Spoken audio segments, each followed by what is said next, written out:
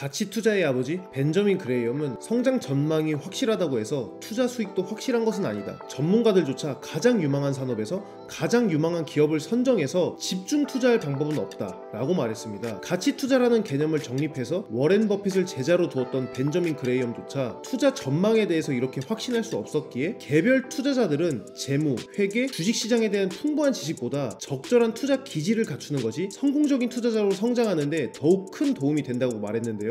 이처럼 벤저민 그레이엄이 말한 내용을 살펴보면 대다수의 전문가나 개별 투자자들에게 정작 중요한 것은 투자를 위한 지식보다도 적절한 종목을 신중하게 선정하고 그 선택이 성과를 내기까지 오랜 시간 견뎌낼 수 있는 태도가 중요하다고 했습니다. 이것은 저를 포함해서 대다수의 투자자들이 머리로는 알고 있지만 정작 눈앞에 대폭락의 상황이 펼쳐졌을 때는 하나둘씩 성급하게 보유한 주식을 내던지듯이 지켜내기 가장 어려운 태도라고 할 수 있겠는데요. 오늘은 이러한 그레이엄의 말처럼 신중하게 분석하고 더 장기 투자하자는 마음을 되새기면서 그레이엄의 제자이자 오마하의 현인으로 유명한 워렌 버핏이 사랑하는 종목 코카콜라에 대해서 가치 투자의 두 가지 관점, 방어적 투자자와 공격적 투자자의 시야에서 종목을 분석해 보도록 하겠습니다. 먼저 코카콜라에 대한 간단한 기업 소개부터 진행하도록 하겠습니다. 코카콜라는 맨 처음에 약사인 존 스티스 펜버턴이라는 사람이 1800년대에 만들었는데요. 처음으로는 소화를 돕기 위해 만들어진 음료였던 만큼 소화제랑 포도주를 섞어서 만들었다고 합니다. 그런데 이게 주변에 알코올을 못 드시는 분들이 많잖아요. 그런 사람들도 함께 편하게 먹을 수 있도록 하기 위해서 포도주를 탄산수로 대체합니다. 그렇게 탄생한 최초의 콜라를 펜버턴과 함께 일하던 격리 직원이 그 이름을 정합니다. 코카콜라라고요. 그리고 코카콜라는 병 모양 디자인이 정말 인상적이잖아요. 저희 어린 시절만 해도 콜라가 유리병에 들어서 나왔는데 이거는 코카콜라 판매권을 구매한 약재상 에이서 캔들러라는 사람이 공모전을 열어서 채택을 한 건데 우습게도 해당 병 모양은 콜라나 코카잎을 생각해서 만든 게 아니고 카카오 열매를 떠올려서 만든 거라고 하네요. 그러면 이런 TMI는 그만 얘기하도록 하고 바로 기업 분석을 진행해 보도록 하겠습니다.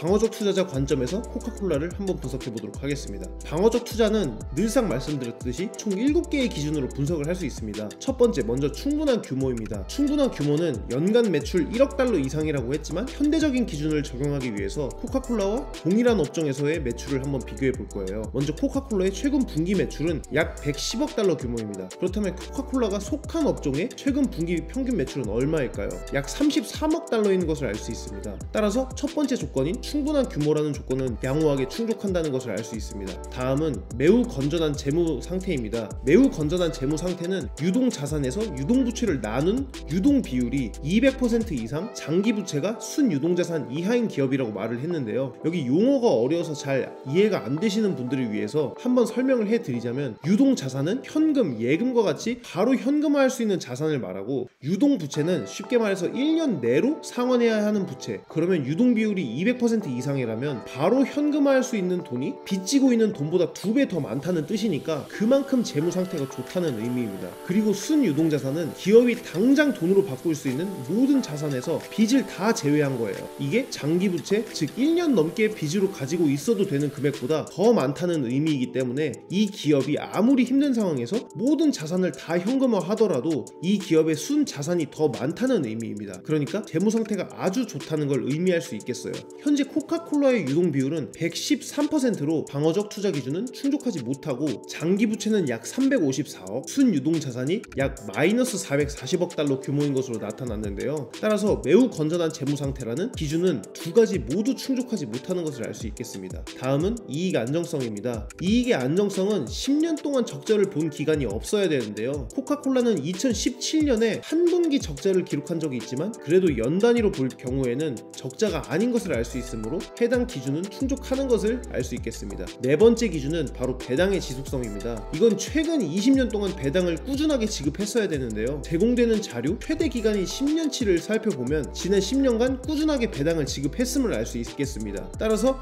이번 기준도 만족한다는 것을 알 수 있겠네요. 다음은 이익의 성장성입니다. 이는 EPS 10년 성장률이 33% 이상이어야 한다고 했습니다. 코카콜라의 EPS 10년 성장률은 17.4%밖에 안 됩니다. 이게 이게 되게 의외로 낮은 수치인데요. 기존에 분석했던 다른 모든 기업들은 이 기준을 충족했는데 약간 좀 이해가 안 되지만 이 기준은 탈락한다는 것을 알 수 있습니다. 여섯 번째 기준은 바로 적당한 PER, 주가 수익 비율입니다. 주가가 코카콜라의 수익에서 얼마만큼의 비율을 차지하는지를 보여주는데요. 수익보다 주가가 낮으면 저평가, 높으면 고평가겠죠. 그레이엄의 최근 3년 기준 PER이 15보다 낮아야 한다고 했는데요. 현재 코카콜라의 3년 평균 PER은 26.12입니다. 이것만 보면 해당 기준을 만족하지 못하고 있는 것으로 보이는데요. 현대적인 분석을 위해서 코카콜라가 속한 업종의 PER과 함께 비교해 보도록 하겠습니다. 현재 코카콜라가 속한 업종의 3년 평균 PER은 바로 53.5고 해당 기준을 해당 업종보다는 양호한 상태라고 할 수 있겠습니다.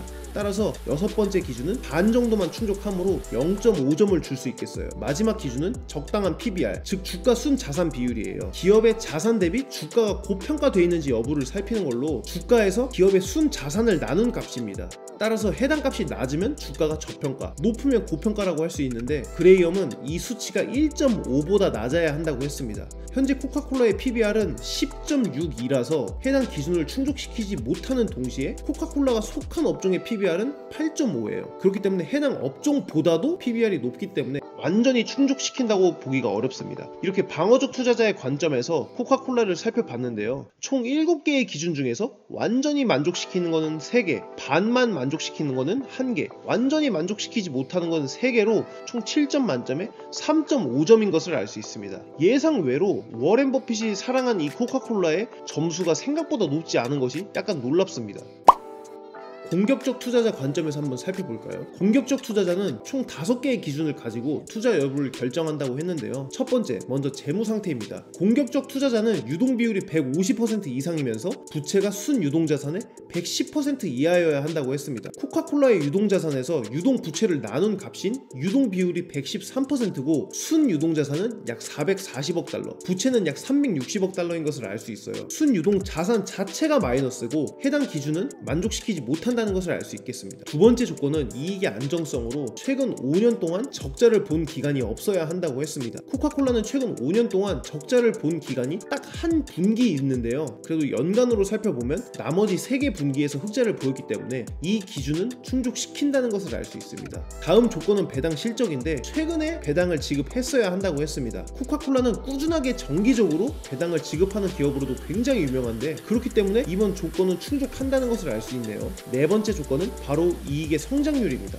5년 전의 이익보다 지금의 이익이 더 많아야 한다고 했는데 5년 전의 이익 대비 현재의 이익 성장률은 코카콜라가 무려 250%예요. 이거는 5년 전에 유난히 이익이 많이 감소했기 때문인 것으로 보이는데 뭐 어쨌든 따라서 이번 조건은 충족한다는 것을 알 수 있겠습니다. 마지막 조건은 주가가 주당 순유형 자산의 120% 이하여야 한다고 했는데요. 코카콜라의 해당 비율은 마이너스 3000%인 걸로 보입니다. 이유는 순유형 자산, 즉 총 자산에서 총 부채와 영업권, 무형 자산의 합을 제외한 값이 음수이기 때문인데 이 조건은 코카콜라가 충족시키지 못한다는 것을 알 수 있겠습니다. 설명드린 공격적 투자 기준을 종합해보면 만족하는 것은 3개, 만족하지 못하는 것은 2개로 총 5점 만점에 3점이라고 할 수 있겠습니다. 이렇게 코카콜라에 대해서 방어적 투자자, 공격적 투자자 두 가지 유형에 대해서 살펴봤는데요. 방어적 투자 기준에서는 7점 만점에 3.5점, 공격적 투자 기준에서는 5점 만점에 3점이었습니다. 그럼에도 불구하고 워렌 버핏이 이 종목을 그토록 사랑하는 이유는 뭘까요? 제 개인적으로는 워렌 버핏이 해당 기업이 같은 업종에 있는 시장에서의 독점성을 매우 중요하게 생각한다고 알고 있는데 음료 시장, 특히나 콜라 분야에서 코카콜라는 수십 년 동안 독점적인 지위를 확보하고 있습니다. 그렇기 때문에 워렌 버핏이 코카콜라를 이토록 사랑하는 게 아닐까 생각을 하고 있습니다. 이렇게 오늘은 코카콜라에 대해서 살펴봤는데요. 여러분들은 코카콜라 주식을 어떻게 생각하시나요? 여러분들의 의견을 댓글로 많이 남겨주시면 감사하겠습니다. 이번 영상이 조금이라도 도움이 되셨다면 구독과 좋아요 부탁드립니다. 감사합니다.